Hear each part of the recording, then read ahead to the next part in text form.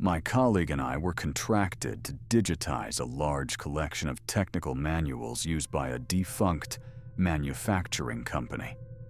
The facility was old but standing, with file cabinets lining corridors thick enough to muffle daily footsteps.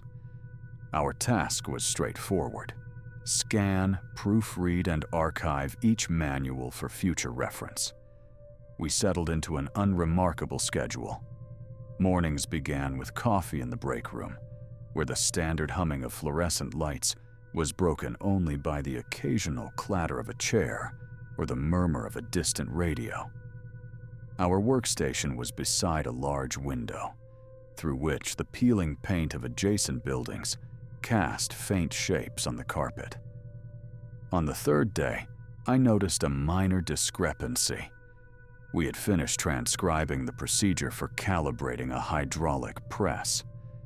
Later, when I reviewed the digital version, a step involving the torque setting appeared altered. The manual's original instructions noted a torque of 55 Newton meters. The digital file stated 52. I paused.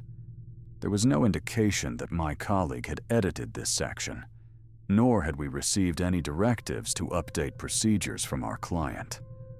I flagged the change quietly, assuming it was a typographical error from scanning.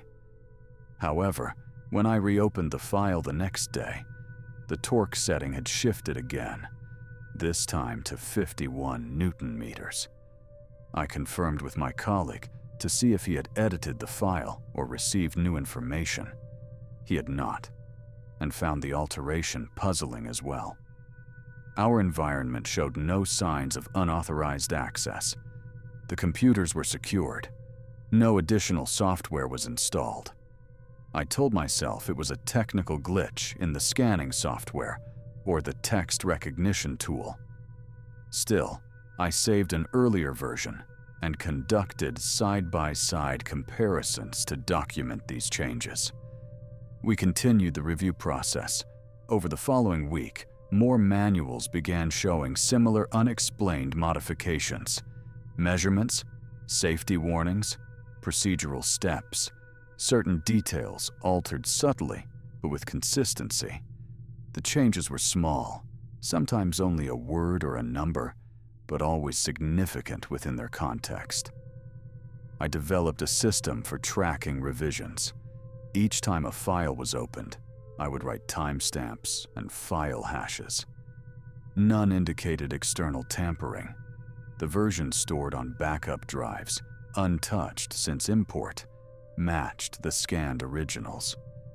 This phenomenon was isolated to the active files present on our workstations.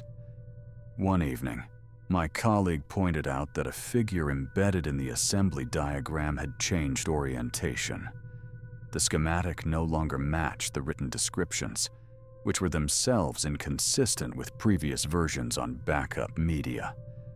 I opened the most recent file, compared with the archived scan, and watched as the image alternated subtly between two configurations each time I scrolled through the document. I considered the possibility that my eyesight was faltering or that software rendering caused an illusion. I borrowed a monitor from the technician and loaded the files onto a clean machine. The rotations persisted. The figure would face right on one page, then left on the next scan. The technician was helpful, but offered no answers. He asserted that the hardware was fine and suggested we log the issue for later review. My colleague and I updated the revision logs, marking anomalies meticulously. One iteration involved a safety protocol checklist for operating a conveyor system. The order of steps shuffled upon every file reopening. The first instruction became last. The second was omitted altogether. I tested importing the files into various software formats. The inconsistency persisted. I ran antivirus scans. No malware was detected. I told myself some form of corrupted indexing must be to blame. The evidence so far indicated the anomaly was confined within the digital environment we controlled. The client contacted us about a month after our project began, requesting a detailed report on progress. We delivered our documentation transparently, noting the irregular revisions and our inability to replicate or explain them. In response, they supplied us with more background on the manuals. Some had undergone frequent revisions years before being archived, typically annotated by various technicians. I requested access to the physical copies to compare against our digital archive. Among the paper originals, I found notes with handwritten updates, some crossed out, others corrected. Interestingly, certain annotations reflected the very changes appearing spontaneously in our digital files. Yet these marked versions were not in the originals we scanned. It suggested an alternate set of edits we had never seen. I questioned the timeline internally. If these edits existed only in obscure paper margins and sporadic revisions decades old, how did digital files from scanned originals align with them erratically? My colleague observed the system clock on our computers had drifted irregularly. Sometimes it ran ahead by minutes, occasionally reset back without user input. Since timestamps influenced file metadata, I considered whether this was related. I adjusted the clocks manually and ran a series of tests opening and closing files. Minor shifts occurred, but they did not fully explain the pattern of document revisions. Continuing further, I recorded a strange behavior. The metadata of files fluctuated silently. Word counts changed by a handful, despite no active editing. Paragraphs would swap places, though content remained intact. Headers sometimes appeared on pages that originally did not contain them. The digital environment seemed to be revising itself. Yet where from or why was beyond trace. There was no sign of a background process or script executing changes.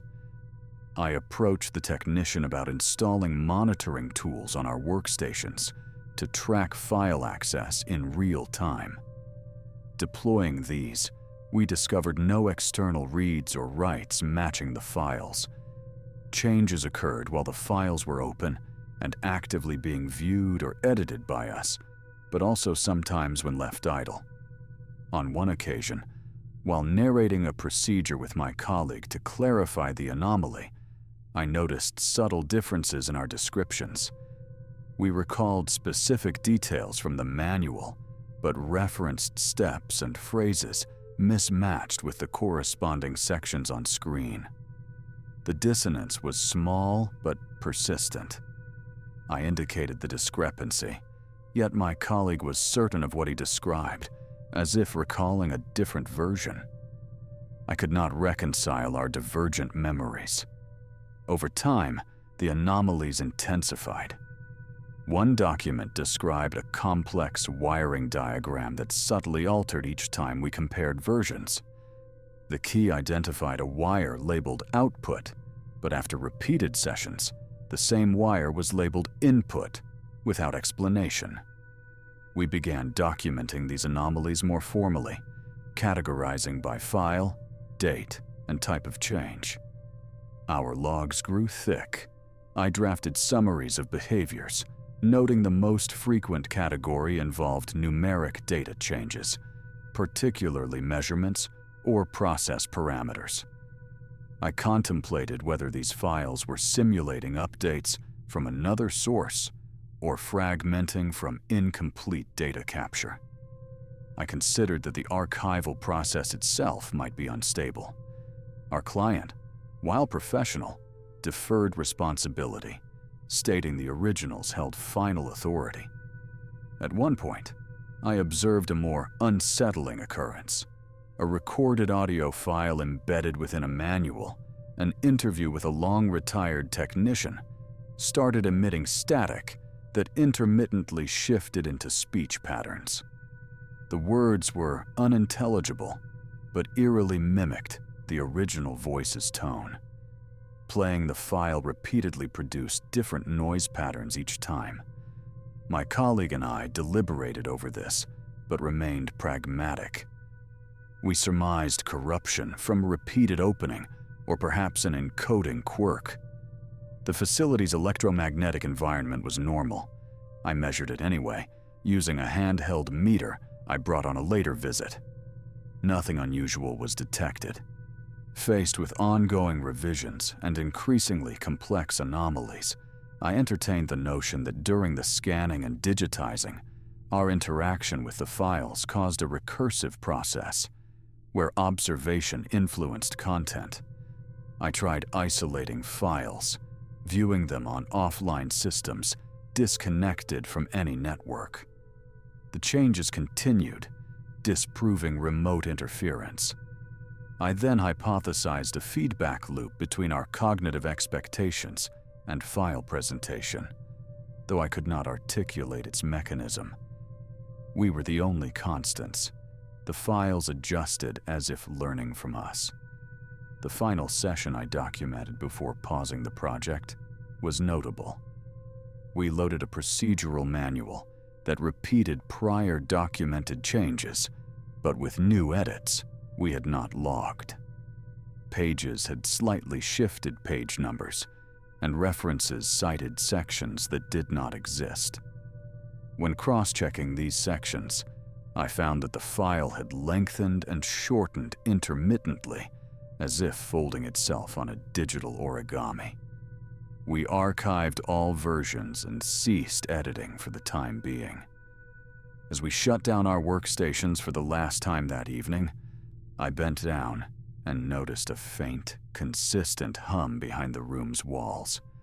It was almost imperceptible, but persisted. The light above the sink had been flickering for 3 days without affecting power. I told myself it was nothing. The file system closed,